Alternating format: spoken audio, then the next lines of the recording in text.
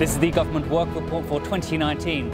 Inside this document includes issues that will affect the lives of everyone in China and maybe even the entire world. The government work report starts by detailing the progress that China made in 2018. It says that GDP grew by 6.6%, exceeding 90 trillion yuan, or about $13.6 trillion US, and consumer prices rose by 2.1%. A further 13.61 million new urban jobs were added, and the surveyed unemployment rate remained stable at a comparatively low level of around 5%. The document has listed main targets of the government work for 2019.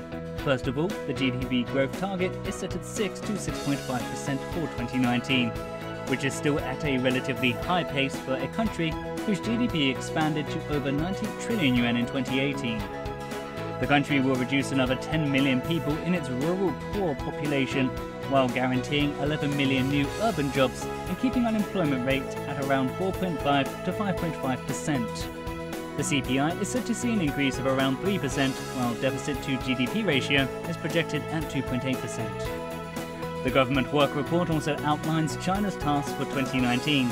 It starts by talking about how the country will deepen VAT reform and reduce the tax burdens on enterprises. The government will also look to provide training for over 15 million people, upgrading their skills. The government work report also said how it will further shorten the negative list on market entry and pursue Internet Plus initiatives in all industries and sectors.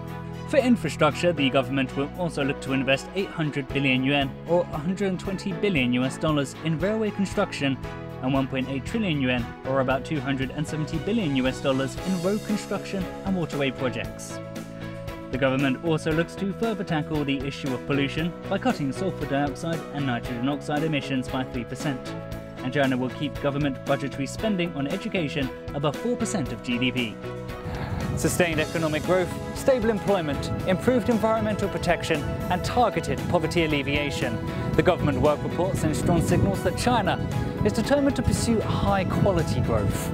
As the country navigates a strategic phase of development, it has ample resilience, enormous potential, and great creativity to unleash. With the government work report mapping out this year's major agenda and policies, government departments at all levels can now begin to transform these goals into reality and achieve the country's first centenary goal of building China into a moderately prosperous society in all respects.